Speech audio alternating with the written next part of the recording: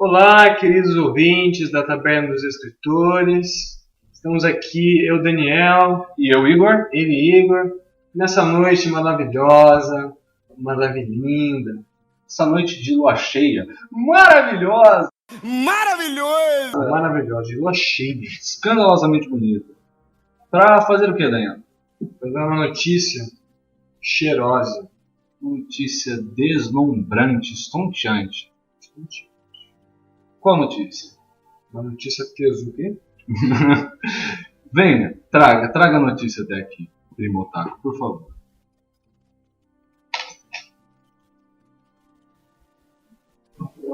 Pode ser. Esse aqui, pra quem não conhece, É o Primo Otaku, nosso Primo Otaku aí. Pra quem não conhece, ele já apareceu no vídeo da Bienal do Livro, primeira videotaberna, e também estava indiretamente na gravação do Fantasia Não Tão Medieval. Isso, no podcast. Vocês ouviram uns barulhinhos assim no stack-tech, era ele. Nossa, Mas viemos anunciar isto aqui. Tam, tam, tam. Não é o lançamento. Mas chegou o teste, chegou a amostra do meu primeiro livro que será publicado. Não é o primeiro livro que eu escrevi, mas o primeiro que será publicado, que é Senhores do Anoitecer, Lua de Sangue. Olha aqui, Lua de Sangue. Aqui o meu nome aqui embaixo.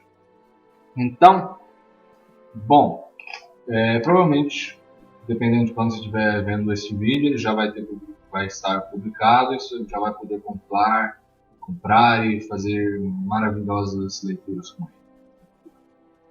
Mas sou todo de vocês. Pessoas. Sim, hoje a gente vai fazer uma entrevista, um interrogatório, umas perguntas, um questionário. Na sabatina. Isso aí, praticamente um plebiscito. Não. Não tem nada a ver. Não tem nada a ver. Então, neologismo não é uma palavra que já existe. Posso fazer É um outro nível. Não, é neologismo. Posso ter a honra? Tá bom. Então, Igor, seu livro é bom ou é uma bosta? Melhor que o eu acho um livro muito bom, assim, deveras interessante. Muito bom, muito bom. E do que trata o seu livro, querido Igor? Bom, o livro o nome do título pode sugerir alguma coisa, Senhores do Anoitecer. Ele trata sobre criaturas mitológicas, criaturas lendárias, mais referentes às criaturas noturnas. São, no caso, os vampiros, a mitologia sobre os vampiros e sobre lobisomens, principalmente. E baladeiros. Criaturas noturnas. Isso também, realmente, porque é uma criatura sobrenatural. Mas, Igor, de onde vem sua inspiração para vampiro? Cara, de muita coisa, cara. Eu tentei fazer o livro num formato mais epistolar, no formato estilo Bram Stoker, que é feito por narrações. Ele é feito, na verdade, por diários. O meu não é em diários, mas é por narrações de vários personagens que se entrelaçam numa história, que conta que seria talvez o último embate entre uma guerra que se trava entre vampiros, lobisomens e as criaturas sobrenaturais. Mas aí, por exemplo, nas narrações, são só de personagens principais ou tem de secundários? As principais narrações, elas são das protagonistas, que é um trio, o trio parada dura do meu livro. O Steve, a Lina e o Flávio. Mas tem várias outras narrações de outros personagens talvez frequentes, outros que só aparecem uma vez ou outra, para ilustrar uma determinada situação que acontece, que é importante também para o enredo da história. Tem bastante coisa, não sei se vão poder ver, tem bastante conteúdo. E é o primeiro de 4 volumes, Lua de Sangue, só o primeiro. Eu estou na metade do segundo, que é a descendência de Gergaf. E conta aí pra gente, como é que funciona essa questão de vampiro, lobisomem, a criação deles, como é que se deu isso? Então, você fala do surgimento da raça ou como funciona esse tipo de coisa? O surgimento da raça. Então, o surgimento da raça em si é um mistério. Como vocês podem ler aqui na sinopse, é uma guerra que existe desde muito antes do que se tem notícia. Não sabem exatamente a origem. Claro que tem alguns cientistas no livro, eu coloco alguns estudiosos das criaturas noturnas, das vampiros, lobisomens e criaturas metamorfas, que especulam que teve uma raça de genitores, uma raça de alguma forma surgiu, evoluiu ou veio parar aqui, que aos poucos foi diluindo o gene entre a raça humana e acabou criando essas criaturas. Mas não é nada certo, eu não jogo nada de cara. Talvez lá pro quarto livro tenha alguma coisa. Por enquanto é só uma especulação. Uma pergunta que veio em mente, assim, de que época se passa? Na Idade Média ou se passa nos dias atuais? Ele não se passa exatamente nos dias atuais. Porque quando eu comecei a escrever, foi no finzinho de 2010, começo de 2011. Então, ele se passa mesmo em 2011. Bem no começo de 2011. Que é quando estourou a Primavera Árabe, no caso. Foram as revoltas do povo islâmico no norte da África e também no Oriente Médio. E esses acontecimentos eles influenciam um pouco na história do livro. Então isso foi no ano de 2011. Então você chegou a tirar alguma inspiração desses acontecimentos, das cenas do livro, algo do tipo? Não, eles não se passa exatamente no conflito. Talvez algum dia eu escreva alguma coisa relacionada a isso. É uma ideia que eu tenho em mente. Mas no caso ela só influencia. Os acontecimentos do mundo dos mundanos, dos humanos, ele influencia no caso, mas não é algo direto em que as criaturas se envolvem realmente.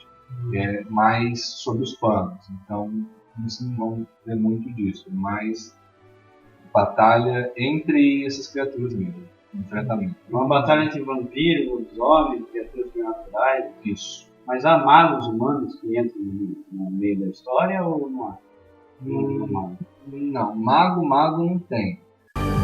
Muito bem, Mr. M. Agora vamos trabalhar sério. Claro que tem uma coisa que eu coloco no livro que são genes especiais que as pessoas pode florescer nas pessoas. Normalmente ele floresce quando a pessoa se transforma num lobisomem ou num vampiro, aí ela tende a ter uma habilidade especial por causa disso. Mas aí, por exemplo, com relação a humanos, tem caçadores, tipo o Hellsing da vida? Tem sim. Porque a mitologia envolvendo os vampiros envolve também os vampiros, os sabatinos. E o que seria um vampiro, um sabatino? Um vampiro seria o filho de um vampiro com um humano.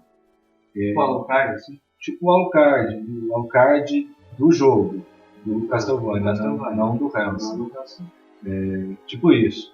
Que é uma criatura que é um humano, mas tem capacidade de caçar os vampiros, no caso. Mas tem também mestiços de lobisomens. Eles são um pouco raros, mas existem. Os sabatinos, no caso, já são humanos que nasceram no sábado. Eu não coloquei, porque o sábado já é sagrado e tem toda uma mitologia envolvendo. Eu não coloquei isso diretamente no livro, mas é algo que eu posso explorar. Mas, Igor, o seu mundo, sua história se passa num mundo diferente do nosso, tipo a história do Daniel, ou um mundo aqui, real? Não, é um mundo real mesmo. Bom, seria mais como o mundo das trevas, que a gente jogou no Vampira Máscara. É um mundo real, mas algumas coisas são diferentes. Ele é um pouco mais fechado, mais corrupto. A influência dessas criaturas é maior. E acontecem algumas coisas que ficam diferentes do mundo real. Não posso dar spoiler, mas não é exatamente o mundo real. É o nosso mundo, claro. Você usou como cenário assim, para começar a história. Mas tem algumas poucas diferenças, pequenas diferenças. Vocês vão ver durante o livro. Veremos todos, não é? Verão todos seus lindos cheirosos. Como é que funciona assim? Como é que uma pessoa se torna vampira, uma pessoa transforma um vampiro em outro vampiro, ou em lobisomem? É só morder assim, acabou. Nesse caso, eu pensei bastante quando eu fui começar a escrever essa saga. Na época, eu queria dar um enfoque mais científico. Então, eu tentei não colocar nada do tipo, você tem que trocar sangue de um vampiro, tem que dormir num caixão e depois 7 dias você acorda um vampiro. True Blood? Não tentei colocar nada muito fantasioso, então coloquei como se fosse uma infecção. Os vampiros, segundo os lobisomens, eles têm um gene infeccioso que quando você entra em contato com saliva, sangue, de alguma forma esse gene entra na sua corrente sanguínea, você se infecta, depois de alguns dias que se passa a infecção, você pode morrer ou pode se transformar. Se se transformar, você sobreviveu. Então, isso aqui é uma amostra, então tem algumas coisas que eu preciso colocar ainda para isso mudar. Mas tem 564 páginas. Muito bom. Uau! Bastante. Eu sou vagal, não vou ler 564 páginas. Olha só. Sem problema, cara. Sem problema. Eu acho que a opinião é uma coisa válida. Acho que tem que ver o que você gosta. O que importa é a sinceridade, né? Tem que ver o que é bom. E isso aqui é muito bom. Isso é bom. Isso é bom. Isso é bom. Isso é bom. O que é bom na vida, Conan? Dê, senhora, dona terceira lua de sangue. That is good. Mas sabe o que eu descobri, senhores? Quando eu comecei a escrever Senhores do Enriquecer, eu deu vontade, eu via as mídias, eu via principalmente Blade, via Anjos da Noite, via Drácula, e sempre curti essa mídia. Então eu quis fazer, eu sempre quis dar a minha versão daquilo que eu vejo. Eu parei um momento e falei, cara, eu quero escrever sobre isso. Eu quero criar o meu mundinho disso. E aí eu comecei a escrever. E com o tempo, conforme fui escrevendo, fui desenvolvendo o livro, já estava acabando, entrei em alguns grupos de escritores, eu descobri que muita gente fez coisas parecidas com a minha. Então, tem vários autores que podem contar por aí que tem uma temática Parecido. de vampiro, de criaturas sobrenaturais. Mas isso é frustrante pra você? Não, Você se sente triste? eu me sinto amado, porque acho que tem pessoas que tiveram a mesma iniciativa que eu e fazem um trabalho legal.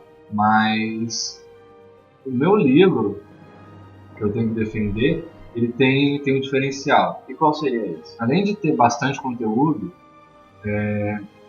ele traz... eu tentei colocar muita coisa... eu diria acadêmica nele, você não vai ler um livro acadêmico, você não vai ler uma dissertação nem uma monografia. Mas eu coloquei alguns detalhes de biologia, de como funciona o organismo dessas criaturas, para que eu não consegui explicar tudo, não consegui dar uma explicação para tudo, porque são criaturas mitológicas, são criaturas em tese mágicas, e nem tudo dá para explicar, nem tudo dá para colocar em termos científicos. Mas eu criei toda uma série de regras para funcionar a infecção dos vampiros, a transformação dos lobisomens e como eles vão gradualmente se tornando mais fortes. E também coloquei algumas coisas em relação à sociologia, filosofia. Eu parei para pensar que esses caras, eles são em tese imortais. Não são imortais provavelmente, eles envelhecem muito, muito lentamente. Talvez eles morram de velhice algum dia depois de milhares de anos. Mas são pessoas muito antigas. São seres muito antigos e passam muita coisa, eles passam por muita experiência. E como é que é a cabeça desse tipo de gente? Uma pessoa que tem 800 anos de vida. É um assunto muito interessante de pensar, né? Porque essa pessoa viveu eras inteiras, do começo até o fim, né? Inclusive a transição de um para outro. Passou por muitas guerras, passou por várias situações deprimentes, outras sofrimento, viu impérios em sua ascensão, esse tipo de coisa. Então, os personagens principais eles não são tão antigos assim. Eles são um pouco mais novos, eles estão sendo inseridos no mundo. É um artifício que eu uso para poder explicar um pouco mais desse mundo. mas eu coloco algumas conversas, algumas ideias, algumas opiniões que esses seres formaram no decorrer do tempo. É um livro que tem diferencial. Eu quis fazer um mundo onde a pessoa pudesse se situar, onde tivessem regras bem estabelecidas, onde a pessoa pudesse dar asas para a imaginação, pudesse realmente se sentir dentro daquele mundo. Bem completo. Sentir isso real disso, né? Isso. Sentir que isso é real. Não necessariamente sentir que isso é real. Não, mas poderia ser. Aproximar o mais possível da realidade. Isso. Esse é o diferencial da minha obra. Eu brinco assim que é uma saladona assim, cheia de coisa, que é o que eu quis fazer, foi a ideia inicial. Eu quero fazer um mundo assim. Daí eu fui construindo um mundo e os personagens vão passando por situações que vão mostrando coisas que existem no mundo. Então, neste mundo escondido dos seres humanos, então, tem muita coisa aqui que dá gancho para várias outras histórias. Eu vou fazer essa série de 4 livros. Se der certo, aí eu tenho a pretensão de fazer histórias mais curtas e com enredos mais simples, porque o mundo já está criado. Então, só vou explorar algumas situações legais que eu deixei ganchos para fazer dentro do livro. A quantidade de vampiros tem a mesma quantidade de homens ou os vampiros são todos? Não, depende da região. Na Europa, por exemplo, que é uma região mais temperada, que o sol não é tão incisivo, é que tem uma organização social propícia para os vampiros, eles são mais numerosos. Agora, em alguns lugares, como no norte da África, na Austrália, por exemplo, em alguns lugares da Rússia, os homens são mais numerosos. Eles fizeram uma região lá, eles defendem aquela região da residência, e os vampiros não têm tanto interesse naqueles lugares. Então, acabam tendo mais vampiros em alguns lugares do que outros homens. Mas a briga do território, assim? Tem sempre briga do território. Inclusive, esse livro se passa durante uma briga pelo domínio de áreas da Europa. É realmente uma guerra. Não, na história do mundo, uma guerra escondida, né? Uma guerra secreta. Então, na história do mundo que eu criei, faz centenas e centenas de anos que não tem uma guerra realmente grande entre vampiros dessa magnitude, vampiros e os homens, dessas duas raças. Porque é só uma briguinha, uma casa ali de vampiros contra uma alcatéiazinha de outros homens, porque os homens estão entrando, sei lá, em Liverpool para se alimentar, para roubar casas, matar alguns humanos, e Liverpool é uma área de vampiros, então tem uma briguinha lá entre eles, um acaba expulsando o outro. Mas então, quando os homens matam também humanos, matam, tentam, por necessidade? Sim, se for necessário, sim, mas eles tentam se manter escondidos, tem toda uma restrição, um conjunto de regras, principalmente para os vampiros. Porque os vampiros eles têm necessidade mesmo de se alimentar, pode sempre matar o humano, né, e tal. Isso se dá para não para se alimentar. Claro também que tem vampiros que se alimentam de bolsas de sangue. Porque é muito mais fácil hoje em dia. Que é muito mais fácil hoje em dia. Infelizmente, que se alimenta também de animais? Tem um vampiro especial que se alimenta de animais no livro. Mas não é vampiro crepuscular. Pelo amor de Deus, não tem nada de crepuscular. É um vampiro bombadão, assim, que precisa tomar sangue toda hora, tem uma necessidade muito grande de sangue. Então ele vive no matadouro. Ele tem que tomar sangue de animais que estão sendo mortos a toda hora. Caramba. Ele bebe direto sangue. Mas direto. Por que ele tem que tomar tanto sangue? Porque é uma aberração. Eu parti tem uma passagem no livro em que alguns personagens discutem isso. Que é o seguinte. Um ser humano para nascer, ele demora 9 meses, certo? E mesmo assim, alguns nascem anormais, eu diria. fora do padrão normal, com algum defeito genético, formação. Você entendeu? Sim. Imagina o tanto de aberração, o tanto de defeitos genéticos podem surgir numa criatura que nasce em uma semana, que seria um vampiro. Por exemplo, ele está sendo transformado, talvez demore, dependendo do tanto de sangue que ele ingerir do vampiro, do tanto de saliva que tiver, ele pode até demorar 2, 3 dias para ser transformado, porque a transformação chega a ser muito mais rápida. Imagina o quão grotesco ele pode virar. Pode um vampiro totalmente insano, totalmente maluco, ou com algum defeito de formação, então tem que estar tomando sangue toda hora, que é o caso desse vampiro. Então, eu tenho algumas aberrações nesse livro aqui. Mas, Igor, no seu livro tem um triângulo amoroso ou é só a treta ali? Olha, eu não diria necessariamente um triângulo amoroso. Tem um triângulozinho lá que eu falei, que é o Steve, a Lina e o Flávio,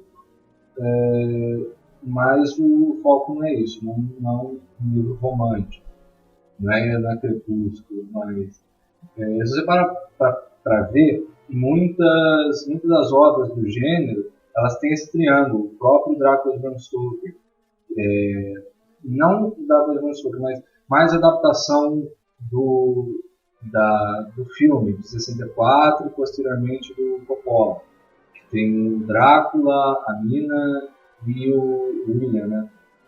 Que são... O Coppola é aquele que tem aquele cabelão assim. Tem aquele cabelão, que usa aquela máscara. Então tem aquele triângulo. Se pegar, por exemplo, True Blood é uma série legal de vampiro.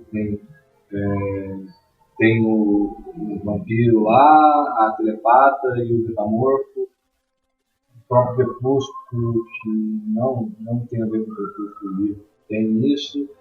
E, sei lá, Diário do Vampiro, e essas coisas novas aí que estão surgindo. Mas... Diário do Vampiro não é exatamente novo. Não é de que ano? Oh my God, who the hell cares? Mas quando a gente pensa em obras do gênero, a gente vê alguns casos onde tem triângulozinho. Então não escapei a regra, eu me baseei em algumas obras clássicas e acabei seguindo não necessariamente, acabei trilhando o mesmo caminho. O foco do livro não é romancezinho, não tem aquela intriga de novela, não. Tem mais ação, mais aventura. Quer dizer que o seu livro é mais de treta. Assim, Aí os caras pegando, maluco filmando. Treta, eita porra! Eita porra! Pega!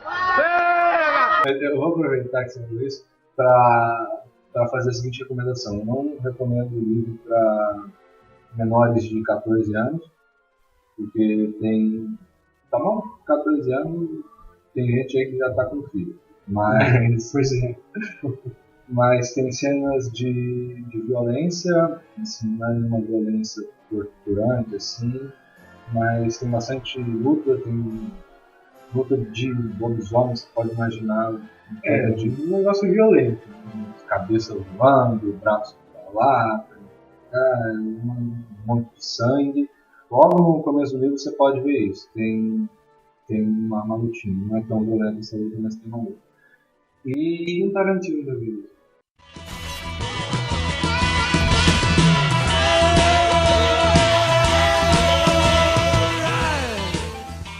Então, vou fazer o meu Jabazex. Vou pegar aqui o Jabex. Essa aqui é a primeira edição. Aliás, nem é a primeira edição, é a amostra da primeira edição do autor. Então, bom, o livro, o material em si, tá bom, é perfeito, legal, mas a revisão e tudo mais não foi nada profissional. Passou por várias revisões, mas foram revisões amadoras, então talvez se encontre um erro ou outro. A capa também, ela tá no material. Eu queria que fosse fosco, mas não deu, senão ia encarecer muito o livro. e eu provavelmente vou vender a R$40, e se eu fizesse uma capa um pouco melhor, talvez eu estivesse vendendo mais caro que isso, daí não ia compensar. Mais caro, tipo, 50 $799 dólares. Tipo isso, cada livro. Aí, para não encarecer, para não fazer nada muito caro, porque eu fiz uma primeira remessa de 100 livros só para fazer a primeira divulgação, para não ficar nada extremamente caro, eu tenho que vender um livro a R$70, R$60 para ter lucro. E é meio inviável. Eu optei por fazer uma versão mais econômica, sulfite aqui, bonito, caiu o marcador. A capa, ela não é tão grossa, como eu disse, eu queria que fosse fosco, um pouco mais grosso, mas no caso ela é brilhante. Brilhante é bom, olha como brilha. Brilhante é bom, porque é uma lua é brilhante. Maravilha. E parece um pouco com aquele material de que são feitas as graphic novels, sabe? O interior, você dá uma passada no dedo, marca um pouquinho assim, e é brilhantezinho. É parecido. Isso aí. Então, é isso aí. Esse material ainda precisa fazer alguns ajustes nele. E assim que estiver perfeito, você vai poder encontrar ele na AG Books, se der tudo certo. Vou imprimir pela Alpha Graphics. Então, lá no site de vendas da Alpha Graphics, que é o AG Book, você vai poder encontrar o livro para comprar, seja lá onde você estiver. Ou, se você morar relativamente perto de mim, ou quiser comprar diretamente de mim, com autógrafo, e quiser que eu mande por correio, você pode me procurar. E essa aqui é só a primeira versão. A gente queria fazer um vídeo mais universal, então se você estiver vendo isso tipo, um ano depois, talvez eu esteja com uma editora aí, você possa comprar em outro lugar, um livro bem mais maneiro que essa primeira edição aqui, essa versão beta do livro. Então, a partir de 2015 aí, estimamos que tá bombando. Demorou um pouquinho, teve uma enrolação aí com a gráfica, que eu mandei um negócio, aí voltou, aí tem todo um processo, acabou atrasando. Era para já estar vendendo o livro, mas em janeiro, agora, certeza, o livro vai estar na mão e eu vou vender horrores. Muito bom! Vocês já sabem. Senhores do Anoitecer, Lua de Sangue. É só procurar, curtam lá a minha fanpage no Facebook, facebook.com/Igor Dimrikutska. Tá, aqui para você ver como é que se escreve. E é isso aí, gente. Procure lá também a Taberna de Escritores, que é o blog que a gente faz parte. A gente grava algumas coisas legais lá. Coisas legais para quem curte ler e escrever. É isso aí. E tem aí a nossa página também do Facebook, da Taberna dos Escritores. Tem no Twitter, é só pesquisar lá, se encontra a gente. Também pode encontntrar o Daniel RS Marma. Sim, você procura lá no Facebook, Daniel RS Marma, você vê lá a minha página. Pode curtir também. Sim, com aquela vontade, com aquele carinho especial assim. E também pode encontrar a Taberna dos Escritores no Twitter, @TDE_podcast. Uma delícia auditiva, não é mesmo? Ai, que delícia. Então, é isso, jovens. Se vocês curtiram, dá aquele joinha no YouTube. Se vocês curtiram, curtam, exatamente. Se vocês quiserem ver os próximos vídeos, se inscreva também no canal. Eu imagino que isso ajude de alguma coisa. Então, é isso aí, gente. Alguma última palavra? Caramba, tá? Caminho é bom.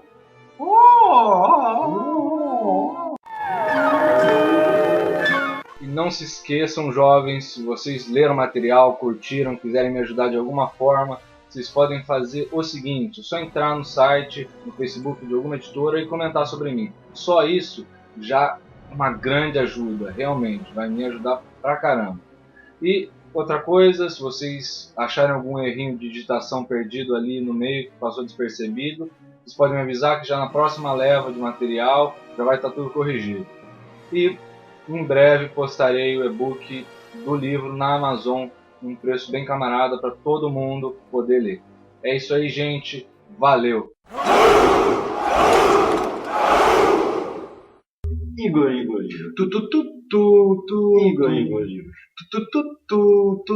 Igor. Igor. Igor.